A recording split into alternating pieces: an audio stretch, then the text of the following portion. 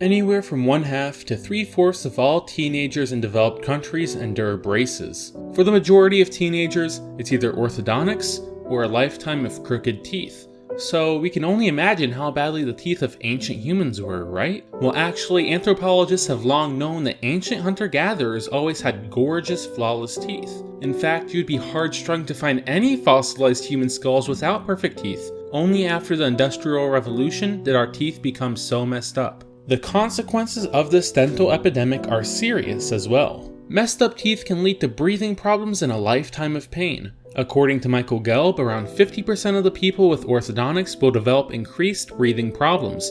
A niche group of scientists are now up in arms about the cause of malocclusion. They claim it's from our diet. There's a prominent orthodontist named Mike Mew. He is one of the primary figures in the effort to discredit the idea that humans naturally have bad teeth. And if you think about it, it doesn't make much sense that humans would evolve with such bad teeth. You can look at whatever animals you want. Monkeys, cheetahs, bears, they all have perfect teeth. Straight teeth are natural for animals, so does it make much sense at all that humans are the only animals that have bad teeth? The leading idea as to why modern humans have such bad teeth is a sudden thinning of our jaws. So what is now causing our jaws to be thin? Mike Mew believes the softening of foods in our diet as young children is having a profound effect on the size and strength of our jaws. It is believed that the average ancient human spent around 4 hours a day chewing. The amount of tough meat and fibrous veggies made it necessary to grind food between our molars to get the scant calories out. Compare this to the 40 minutes of average chewing in today's society, and for many people, probably a lot less than that. Humans have had a dramatic loss of fiber in our diet, and the meat we do eat is often tender and soft. We eat a lot of processed food, and worse than all, smoothies and soda which require no use of your jaw muscles at all for easy calories. Have you ever been to a zoo? Our closest living ancestors, bonobos, spend much more time chewing than even ancient humans. Eating hard tubers, bark off trees, and even grass, wild bonobos spend up to 9 hours a day just chewing. How else do you break down the cell walls and digest all the natural sugars and cellulose?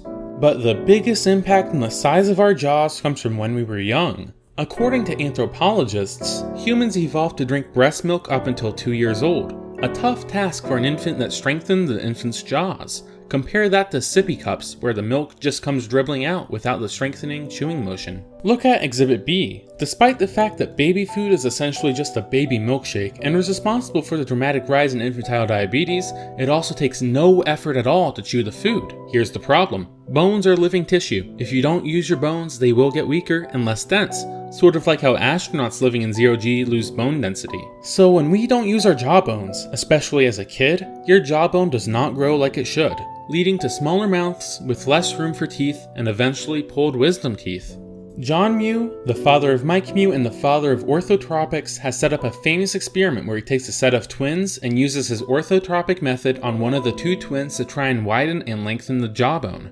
The results are dramatic. The twin treated with orthotropics have a much stronger jaw and a much fuller face, and in some cases you can't even tell that they were twins at all. So how can we avoid the catastrophe of braces? Well, simply letting your child breastfeed, taking away the disastrous baby food, and letting your child chew on their food has shown to be massively beneficial for the size and strength of the baby's mouth. Gum is also a great choice for kids because it can last much longer than real food. However, not too much gum because sugar is much worse for children than it is for adults. And it's important to not wait too long either. Child jaws are like plastic and can be adjusted much easier than the jaws of older kids.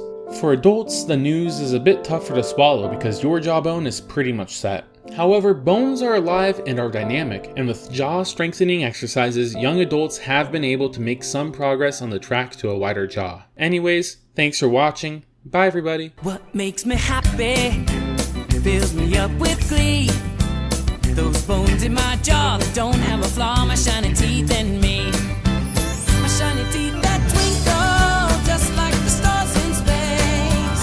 My shiny teeth that sparkle, adding beauty to my face. Let's look at a picture book. The big book of British smiles.